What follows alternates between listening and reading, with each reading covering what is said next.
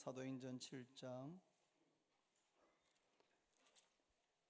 신약성경 197페이지 7장 1절부터 16절까지 말씀을 교독합니다. 대제사장이 이르되 이것이 사실이냐? 스데반이 이르되 여러분 부영들이여 들으소서. 우리 조상 아브라함이 하란에 있기 전 메소포다미아에 있을 때에 영광의 하나님이 그에게 보여 이러시되 내 고향과 친척을 떠나 내가 내게 보일 땅으로 가라 하시니, 아브라함이 갈대아 사람의 땅을 떠나 하란에 거하다가 그의 아버지가 죽음에 하나님이 그를 거기서 너희 지금 사는 이 땅으로 옮기셨느니라. 그러나 여기서 발붙일 만한 땅도 유업으로 주지 아니하시고 다만 이 땅을 아직 자식도 없는 그와 그의 후손에게 소유로 주신다고 약속하셨으며, 하나님이 또 이같이 말씀하시되 그 후손이 다른 땅에서 나그네가 되리니 그 땅 사람들이 종으로 삼아 400년 동안을 괴롭게 하리라 하시고, 또 이르시되 종 삼는 나라를 내가 심판하리니 그 후에 그들이 나와서 이곳에서 나를 섬기리라 하시고, 할례의 언약을 아브라함에게 주셨더니 그가 이삭을 낳아 여드레 만에 할례를 행하고 이삭이 야곱을, 야곱이 우리 두 조상을 낳으니라.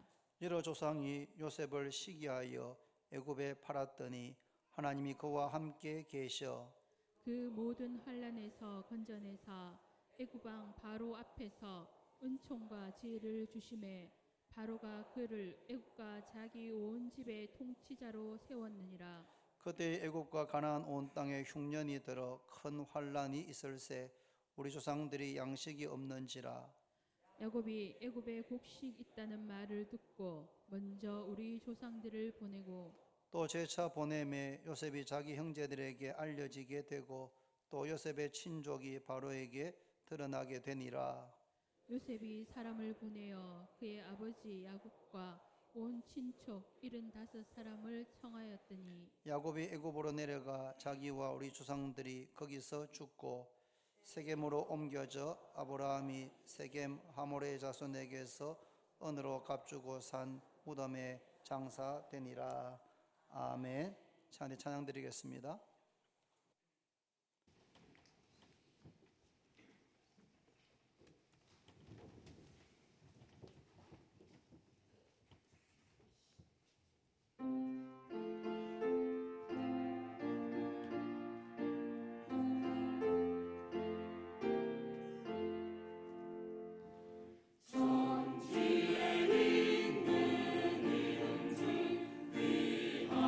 높은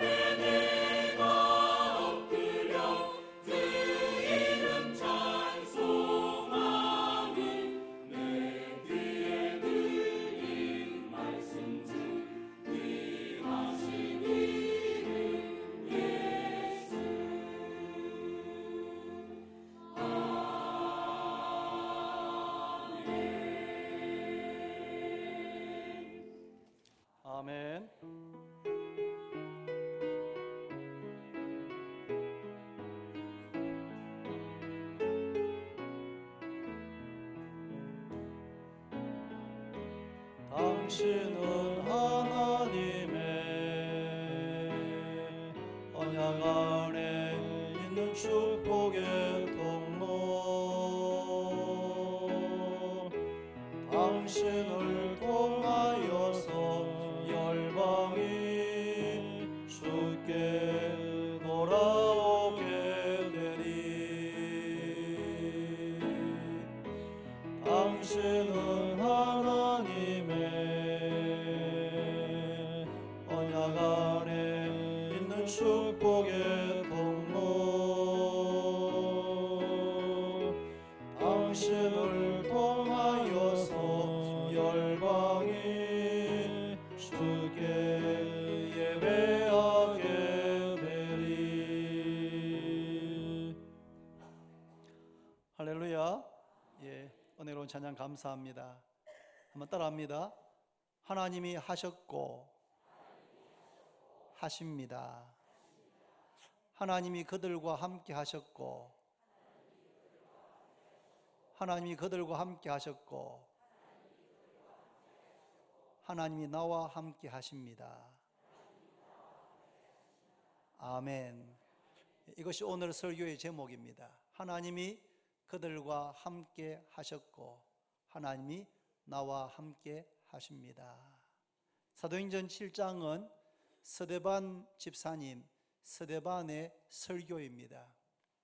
호랑이는 죽어서 가죽을 남기고 사람은 죽어서 이름을 남긴다는 말이 있는데 스데반은 죽어서 설교 한 편을 남겼습니다. 겨우 설교 한 편이냐 싶을 수 있지만 어떤 사람은 성경에 이름을 한 번 이렇게 기록된 사람도 있는데 스데반의 설교는 무려 60절까지 되는 상당히 긴 분량의 그러한 설교를 남겼습니다. 저는 오늘부터 3주간 스데반의 설교를 함께 묵상하면서 은혜를 나누기를 바랍니다. 하나님께서 스데반을 통해서 우리에게 말씀하시고 이 말씀이 내게 하시는 말씀으로 들려지게 되기를 바랍니다. 스데반이 이 설교를 하게 된 배경은 사내들인 공회에서 거짓 증인들이 스데반을 고소했습니다. 이 사람 스데반이 모세와 하나님을 모독했다. 이 사람 스데반이 모세와 하나님을 모독했다고 거짓 증거를 하면서 스데반을 신성 모독죄, 하나님을 모독한 죄로 그렇게 몰아가고 있었습니다. 여러분, 내가 그렇게 말한 적이 없는데 그렇게 말했다고 하면서 신성 모독죄, 중환죄를 지었다고 돌로 쳐서 죽여야 된다고 그렇게 몰아갈 때 스데반의 마음이 어땠겠습니까? 스데반의 마음과 표정이 어땠겠습니까? 분노로 이를 갈고 울거락 해야 될 것 같은데 앞에 나오는 6장 마지막 15절에 보면 공회 중에 앉은 사람들이 다 스데반을 주목하여 보니 그 얼굴이 뭐 같았습니까?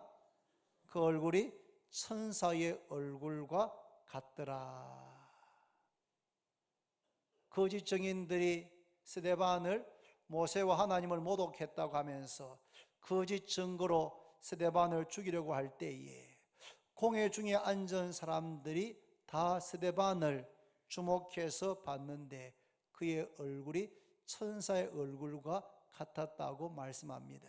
여러분, 사람은 우리 마음에 가득한 것이 얼굴 표정으로 나타나고 마음에 가득한 것이 우리 입에 말로 나오게 되어 있습니다. 보통 정치 고수들은 마음에 아주 상대에 대해서 분한 마음이 있어도 얼굴에 허허 웃으면서 대할 수 있지만 일반적인 사람들을, 평범한 사람들은 마음에 있는 그 감정을 감출 수가 없는 것입니다. 그런데 지금 스데반은 산헤드린 공회에서 이런 모함을, 이런 거짓 증거들을 듣고 있는데 분노하거나 이를 내거나 얼굴이 울그락불그락 하지 않고 그 얼굴이 천사와 같았던 것은 분명히 그의 마음에 성령으로 충만하고 하나님의 은혜가 충만하고 믿음이 충만하기 때문인 줄로 믿습니다. 우리도 스데반처럼 우리의 매일의 삶 가운데서 우리의 마음이 하나님의 은혜와 성령으로 충만해서 이렇게 스데반처럼 우리의 삶을 둘러싼 상황이 어떠하든지 그것을 넘어서서 우리의 얼굴도 천사의 얼굴과 같게 되기를 바랍니다. 대제사장이 스데반에게 이것들이 사실이냐, 지금 이 증인들이 하고 있는 이 말이 사실이냐 그렇게 물었습니다. 그때 스데반은 여러분 부형들이여 들으십시오 라고 하면서 자신을 변호한 것이 아니라 하나님에 대하여서 증거했습니다.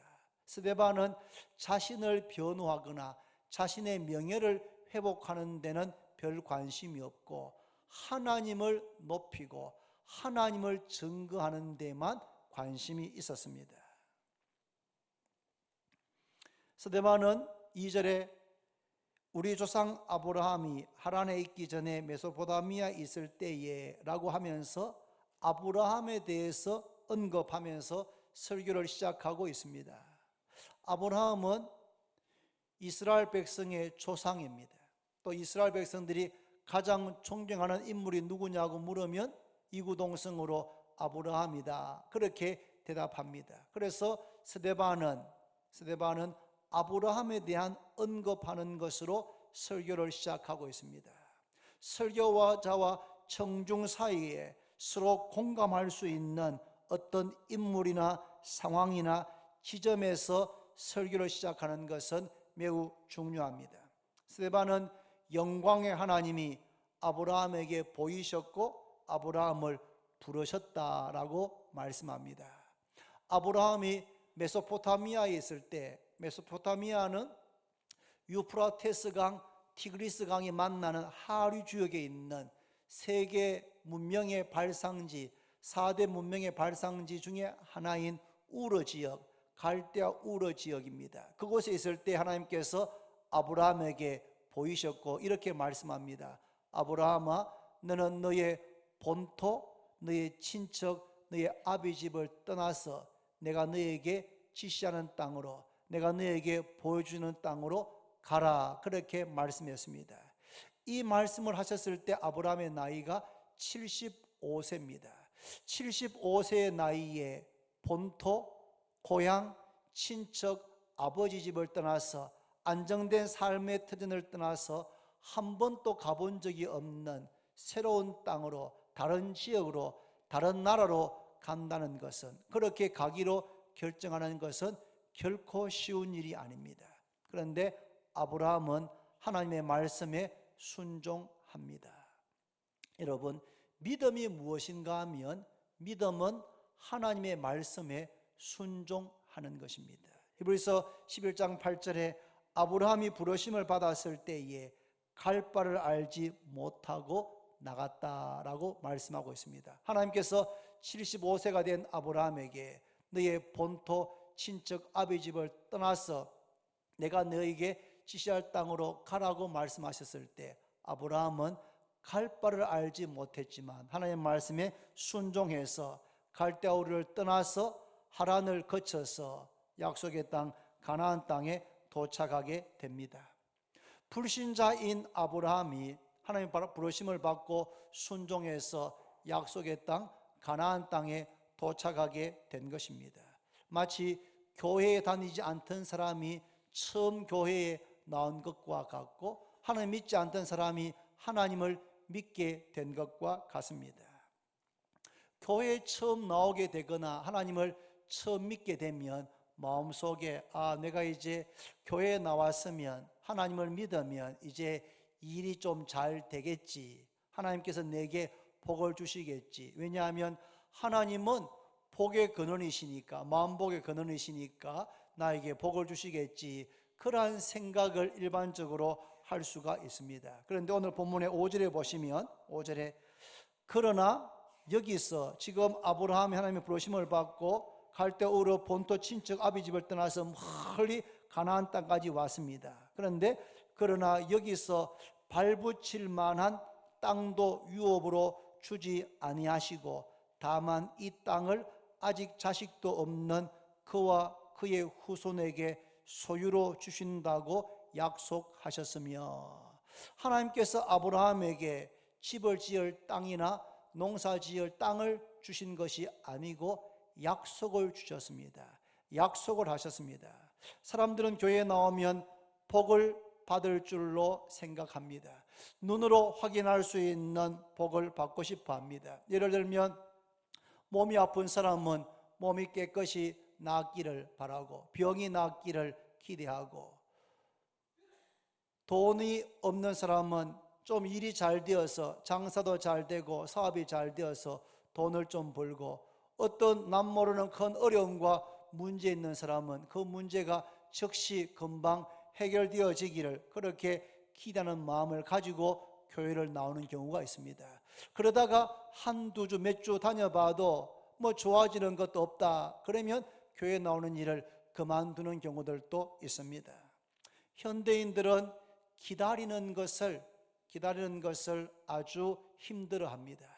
기다리는 것을 아주 힘들어하고 싫어합니다. 무엇인 것이 빨리빨리 되어야 합니다. 인터넷이 느린 것, 스마트폰이 느린 것을 참지를 못합니다.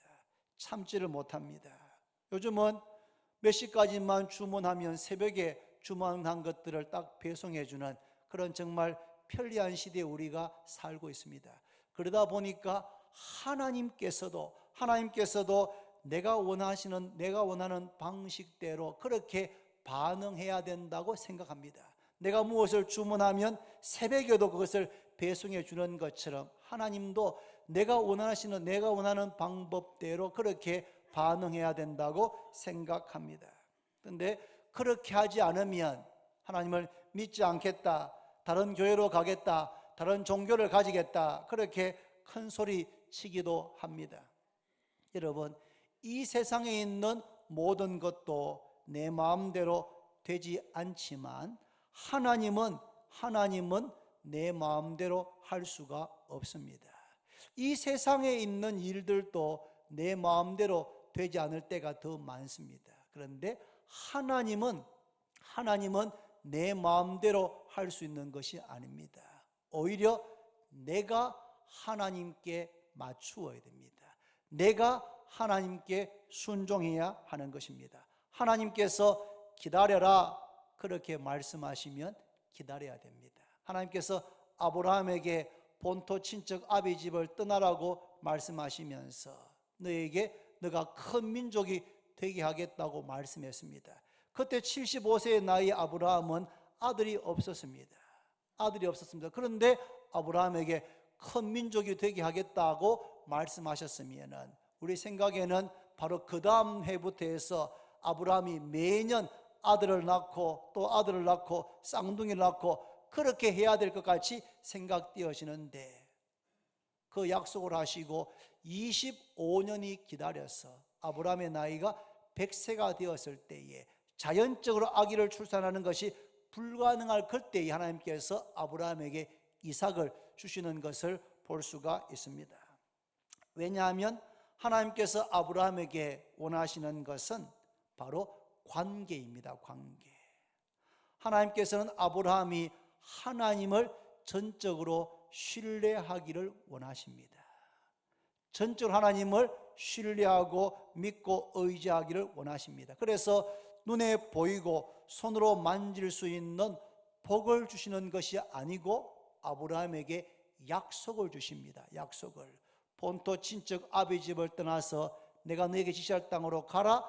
그러면 내가 너로 큰 민족이 되게 하고 이 가나안 땅을 너와 너의 자손들에게 주고 너는 복의 근원, 축복의 통로가 되게 하겠다고 약속하셨습니다.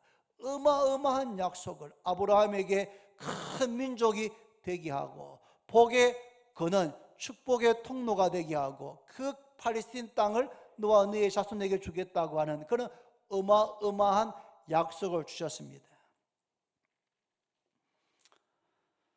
그런데 여러분, 우리는 이런 어마어마한 약속보다도 빨리 내게 발등에 떨어져 있는 문제가 해결되기를 원합니다. 여러분, 하나님, 우리 아이가 지금 아픈데 우리 아이를 좀 고쳐주십시오. 내가 나중에 천국 가는 것, 하나님의 자녀로서의 권세 누리는 것, 그런 것보다도 지금 내게 있는 그 절박한 문제, 이 문제를 해결해 달라고 할 때가 우리가 더 많습니다.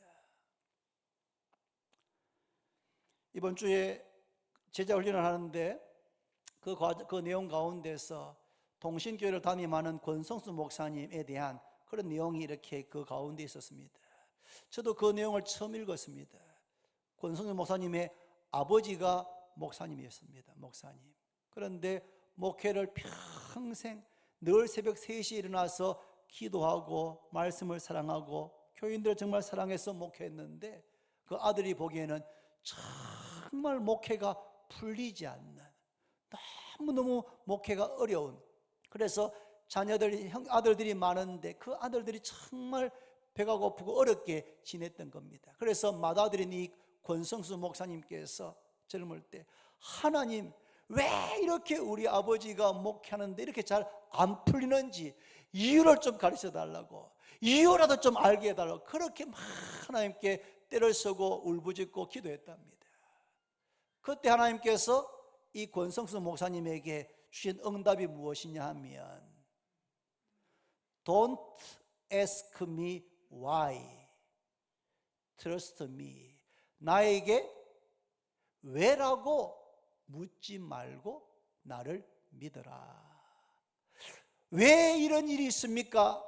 라고 우리는 늘 묻습니다. 하나님, 왜 나에게 이런 어려움이 있습니까? 왜 나에게 이런 문제가 있습니까? 라고 묻는데, 그렇게 묻지 말고 나를 믿어라, 나를 신뢰해라, 그렇게 말씀하셨다는 겁니다.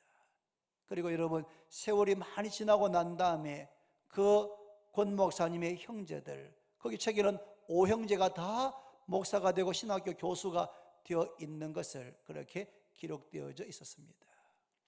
여러분, 그 과정 가운데서는 왜 나에게 이런 고난이, 이런 어려움이 있는지 이해가 되지 않지만 하나님께서는 나에게 왜라고 묻지 말고 나를 믿어라, 나를 신뢰해라, 그렇게 말씀하고 있는 겁니다. 우리는 사람이 누군가가 무엇을 약속하면 그 약속을 어길까 의심할 때가 있습니다. 또 사람은 약속했다가 지키지 못할 때가 있습니다. 그러나 하나님은 약속하신 것을 반드시 지키십니다. 저는 스님 말씀 가운데서 민수기 23장 19절 말씀을 참 좋아합니다. 하나님은 인생이 아니시니 시건치 않으시고 인자가 아니시니 후회가 없으시도다. 어찌 그 말씀하신 바를 행치 않으시며 하신 말씀을 실행치 않으시겠느냐. 하나님은 인생이 아니십니다. 시건치 않습니다. 우리는 말해놓고 실수로 말하고 말해놓고 지키지 못할 때가 있지만 하나님은 인생이 아니시고 인자가 아니시기 때문에 시건치 않고 후회하지 않습니다. 약속하신 것, 말씀하신 것은 반드시 지키시고 이루시는 분이시다라고 말씀하고 있습니다. 하나님께서 아브라함에게 발붙일 땅 한 평도 주지 않으시면서 이 가나안 땅 전체를 너와 네 자손에게 주겠다고 말씀하시고는 그 약속의 증표로 아브라함과 그의 후손들에게 할례를 행하게 했습니다. 할례는 남자애가 태어나면 생후 8일째 되는 날 생식기에 표피를 잘라내는 아주 고통스러운 의식입니다. 하나님의 백성된 증표입니다. 신약시대의 세례와 할례는 같은 의미가 있습니다. 세례는 우리는 물을 머리에 뿌리지만 실제는 물속에 들어가는 의미입니다. 물속에 잠기는 것은 나의 옛사람이 죽었다는 의미입니다. 내가 그리스도와 함께 십자가에 못 박혀서 죽었고 물에서 다시 일어날 때에 예수님의 새 생명으로 거듭나게 되었다, 새 생명으로 탄생되었다는 의미가 세례에 있습니다. 할례받고 세례받은 사람은 하나님의 백성, 하나님의 자녀가 되었다는 표를 그 몸에 가지는 것입니다. 오늘 새벽기도 때 여호수아 5장의 말씀을 새벽기도 설교할 순서였습니다. 그 내용에 보면 이스라엘 백성들이 요단강을 건너서 40년의 광야 생활을 마치고 가나안 땅에 들어가게 됩니다. 바로 눈앞에 여리고성이 있습니다. 그런데 하나님께서 여호수아를 통해서 이스라엘 백성들에게 할례를 행하라고 말씀하십니다. 할례를 행하면 며칠 동안 제대로 움직일 수도 없습니다. 그때 여리고성의 군인들이 쳐들어오면은 전멸할 수도 있는 겁니다. 그런데 하나님께서 이스라엘 백성들에게 할례를 행해라, 하나님의 백성된 표를 그들에게 가지게 하는 겁니다. 그리고는 이제 가나안 정복 전쟁을 벌이게 되는데, 가나안 정복 전쟁에 승리하는 비결은 칼과 창과 군사력이 아니고 하나님의 백성으로서 하나님의 말씀에 순종하느냐 순종하지 않느냐에 달려 있다고 말씀하시는 겁니다. 아브라함이 했던 약속이 여호수아 시대 때 되어서 가나안 땅을 정복하는 것으로 완성되는 것을 볼 수가 있습니다. 여러분, 하나님은 우리를 구원하시기 위해서 하나밖에 없는 아들을 십자가에 내어 주신 분입니다. 로마서 8장 32절에 아들을 아끼지 아니하시고 우리 모든 사람을 위하여 내주신 이가 어찌 그 아들과 함께 모든 것을 우리에게 주시지 않겠느냐. 독생자를 주신 하나님께서는 모든 것을 우리에게 주고 싶어하고 주실 능력이 있으십니다. 그런데 하나님께서는 우리에게 먼저 믿음을 갖기를, 우리의 믿음이 견고해지기를, 우리의 믿음이 성장하기를 원하십니다. 믿음이 성장하게 되면 믿음이 성장하는 것과 함께 하나님께서 우리에게 은혜와 복을 내려주시는 줄로 믿으시기를 바랍니다. 9절을 같이 있습니다. 9절 다 같이 있습니다. 다 같이 시작. 여러 조상이 요셉을 시기하여 애굽에 팔았더니 하나님이 그와 함께 계셔. 하나님께서 아브라함에게 본토 친척 아비 집을 떠나라고 말씀하시고 아브라함의 나이가 100세가 되었을 때에 아들 이삭을 낳게 했습니다. 이삭의 이름의 뜻은 무엇입니까? 웃음입니다. 웃음. 천사가 와서 내년 이맘때 아들을 낳을 것이다 라고 했을 때에 사라가 그 말을 믿지를 못해서 웃었습니다. 그래서 그 아들 이름이 이삭, 웃음이라고 되었습니다.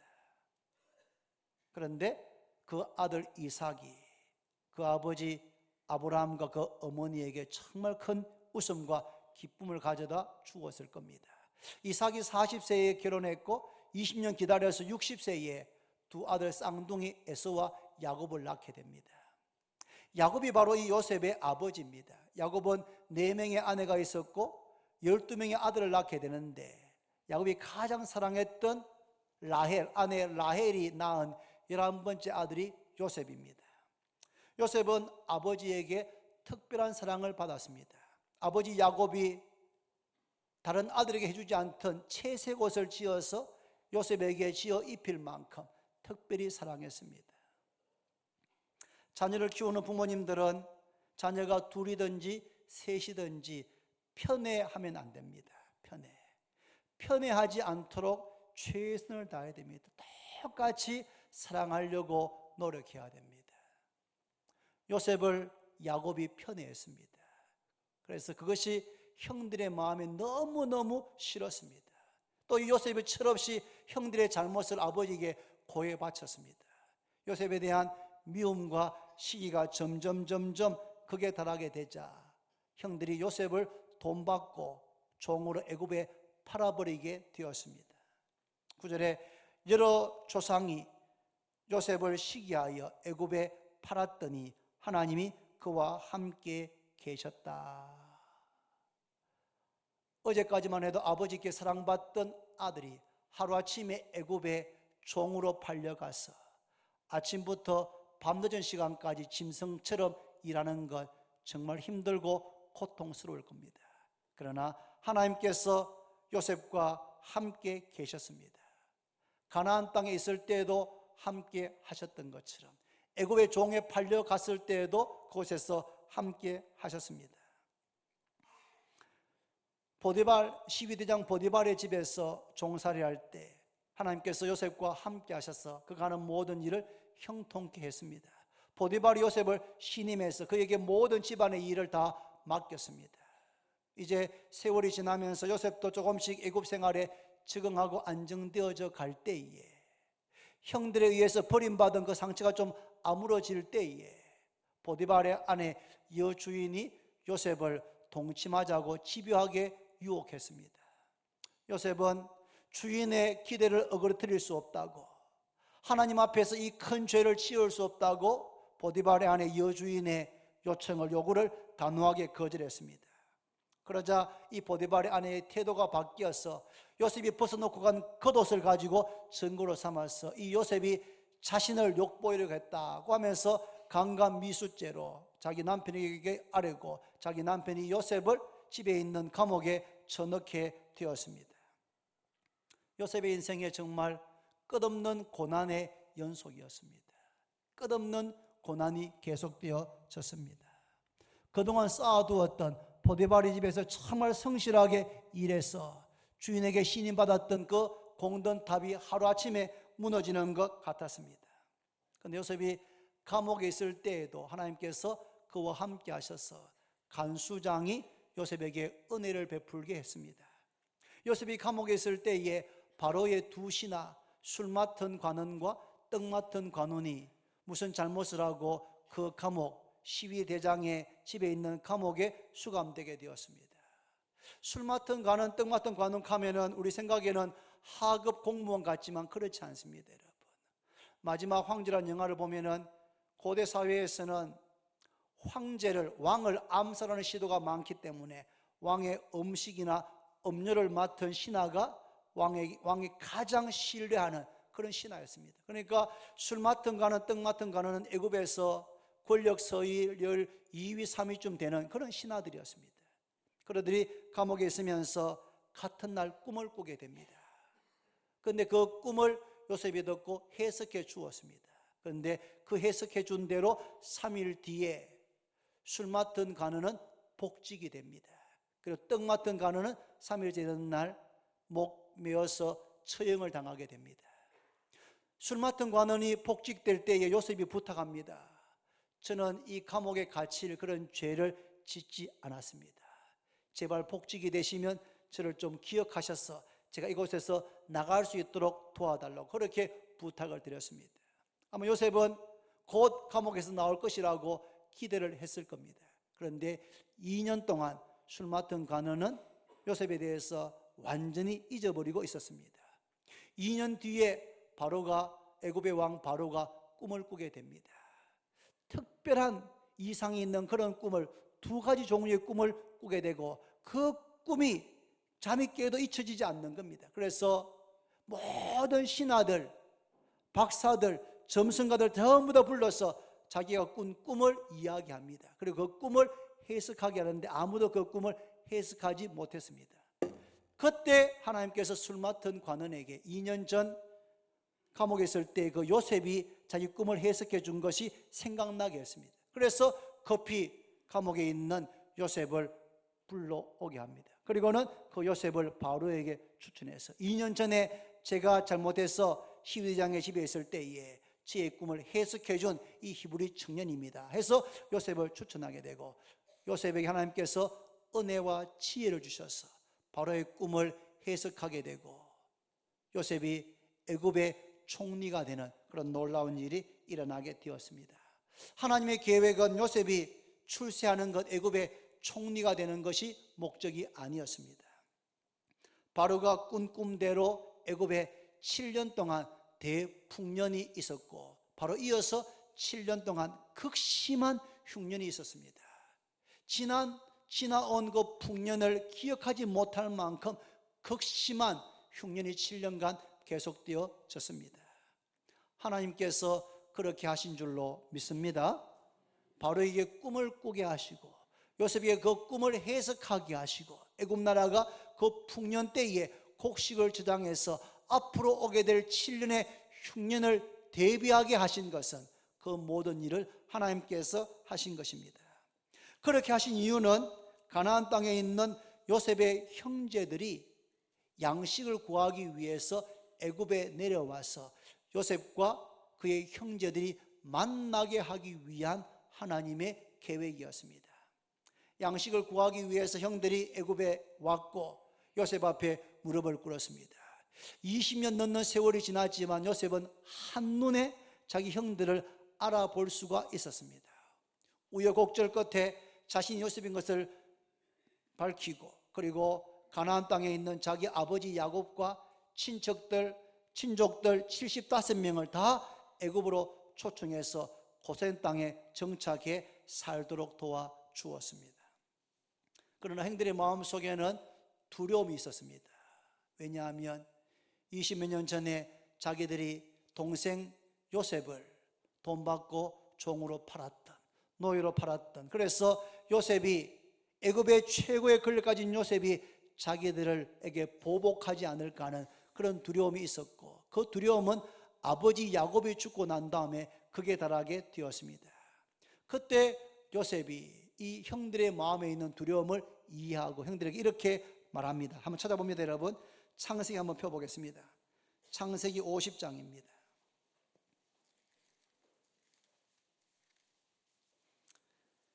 창세기 50장 81페이지 19절부터 21절까지 말씀 같이 한번 읽어보겠습니다.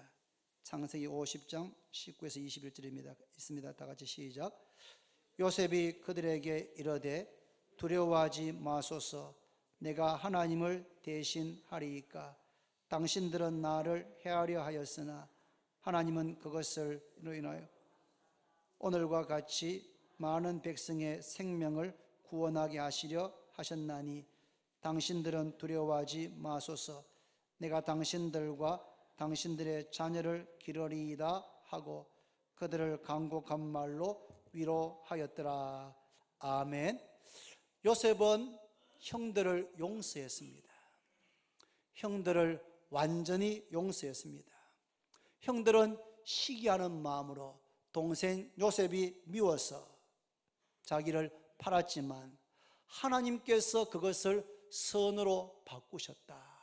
형들은 요셉을 시기해서, 요셉을 미워해서 종으로 팔았지만 하나님께서는 그것을 선으로 바꾸셨다고 말합니다.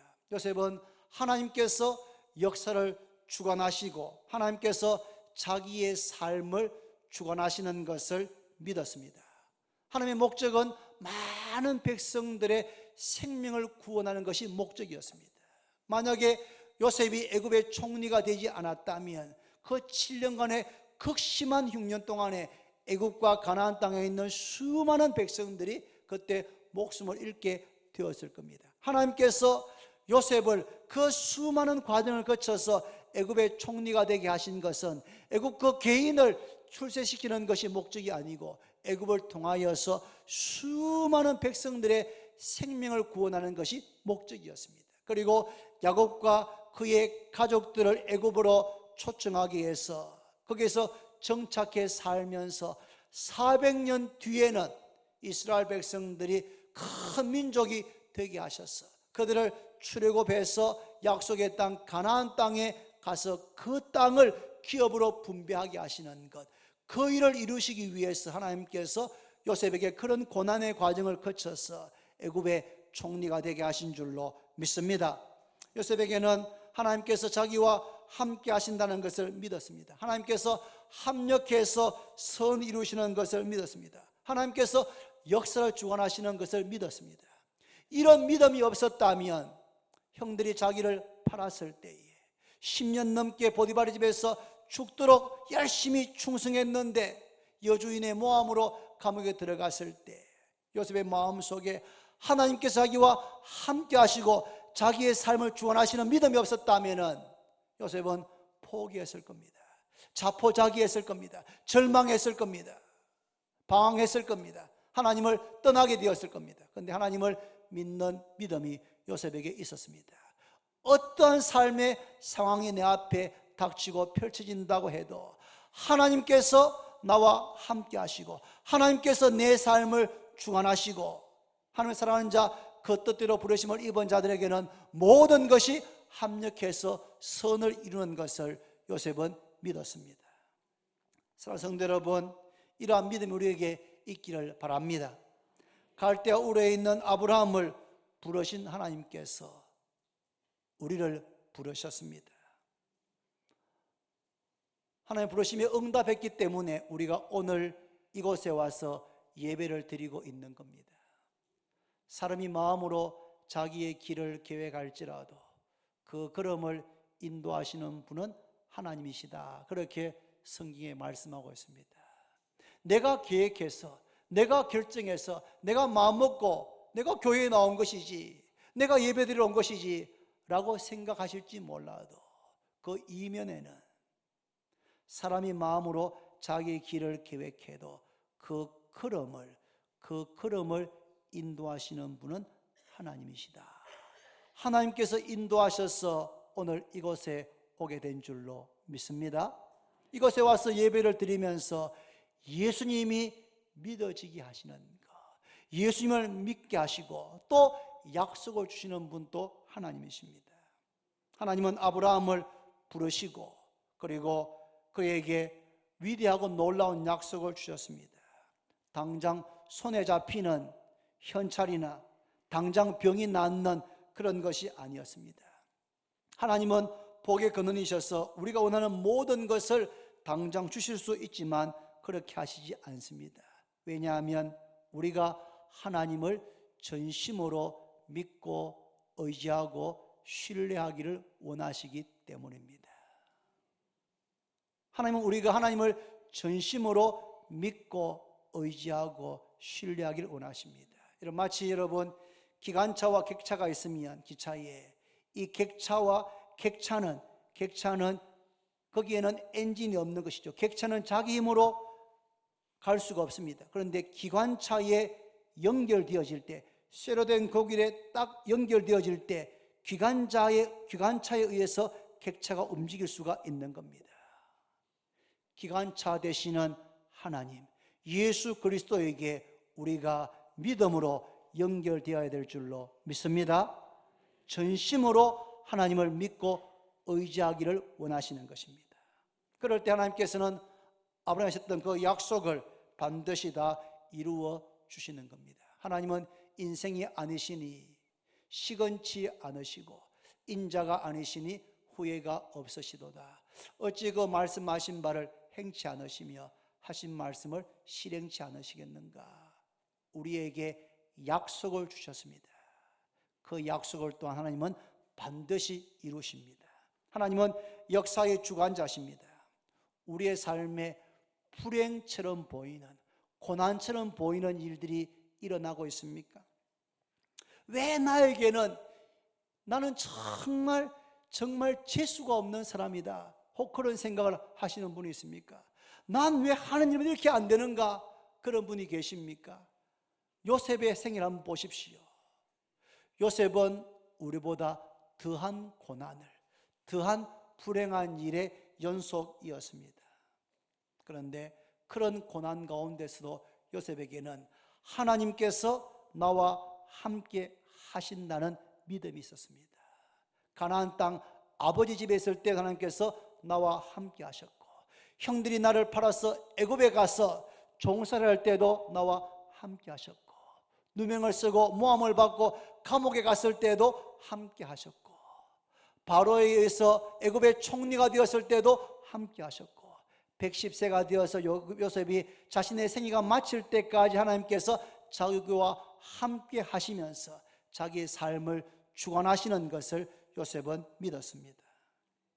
우리가 아까 불렀던 찬송, 크신 계획 다 볼 수도 없고 작은 고난에 지쳐도 주께 묶인 나의 모든 삶 버티고 견디게 하시네. 크신 계획 다 알 수 없고 하나님의 그 크신 계획을 우리가 다 알 수가 없습니다. 작은 고난에 지쳐서 쓰러질 때가 있습니다. 그러나 주께 묶인 나의 모든 삶, 죽게 묶인 마치 객차가 기관차에 연결되어져 있는 것처럼 우리가 주님을 믿음으로 주님과 연결되고 주님께 묶이는 것입니다. 죽게 묶인 나의 모든 삶 버티고 견디게 하시네. 우리가 주님을 전심으로 믿고 신뢰할 때에 우리의 삶에 고난이 있습니다. 어려운 일이 있습니다. 불행이 있습니다. 왜 나에게 이러한 어려움만 연속되는가 싶은 그런 마음이 들 때가 있을 겁니다. 그러나 죽게 묶인 나의 모든 삶 버티고 견디게 하십니다. 권성수 목사님 그 아버지의 목회를 보면서 왜 우리 집에는 이렇게 가난하고 어려운 일이밖에 없는가, 그렇게 할 때에 Don't ask me why, 왜라고 묻지 말고 Trust me, 나를 신뢰해라, 나를 끝까지 믿고 의지해라. 그것이 하나님께서 우리에게 원하시는 겁니다. 하나님께서 우리가 하나님을 전심으로 믿고 신뢰하고 의지하기를 원하십니다. 그때 하나님께서 우리의 여러 가지 모든 어려움과 고난이 합력해서 선이 되게 하시는 줄로 믿습니다. 하나님을 사랑하는 자, 곧 그의 뜻대로 부르심을 입은 자들에게는 모든 것이 합력해서 선을 이루게 하십니다. 하나님께서 우리의 삶의 주관자이신 것을 믿으시기를 바랍니다. 하나님께서 아브라함과 함께 하신 것처럼 우리와 함께 하십니다. 하나님께서 아브라함에게 약속하신 것처럼 우리에게도 약속하셨고 그 약속을 이루어 주신 것처럼 우리의 약속을 이루어 주십니다. 하나님께서 요셉의 삶을 주관하신 것처럼 우리의 삶도 동일하게 주관하실 줄로 믿으시기를 바랍니다. 이러한 믿음을 가질 때에 하나님께서 아브라함과 그리고 요셉과 함께 하셨던 것처럼 우리의 삶 가운데 함께 하시고 도우시고 역사하시고 인도하실 줄로 믿으시기를 바랍니다. 기도드립니다. 살아계신 하나님 아버지, 우리는 눈에 보이는 여러 가지 어려움들, 고난들, 힘든 일을 맞이할 때마다, 여러 가지 시험이 찾아올 때마다 우리의 마음은 쪼그라들고 위축이 되고 믿음이 뿌리채 흔들릴 때가 많이 있음을 고백합니다. 하지만 하나님께서는 우리에게 진정으로 원하시는 것이 하나님을 전적으로 전심으로 믿고 신뢰하는 것이라고 말씀하셨는데, 하나님, 아브라함이 하나님을 믿었던 것처럼 요셉이 종으로 팔려갔어도 감옥에 들어갔어도 하나님을 믿고 하나님께서 함께 하셨던 것처럼 하나님, 저희들과도 함께하여 주옵소서. 함께 하시는 줄로 믿습니다. 우리의 삶을 주관하여 주시고 우리의 삶을 선하게 인도하실 것을 믿는 믿음을 더하여 주시옵시고 그 믿음이 더욱더 성장하고 견고하게 되게 하셔서 하나님께서 우리의 삶을 아브라함처럼 요셉처럼 그렇게 인도하시고 함께 하시는 것을 우리의 삶 가운데 날마다 경험케 하여 주옵소서. 예수님의 이름으로 기도드립니다. 아멘.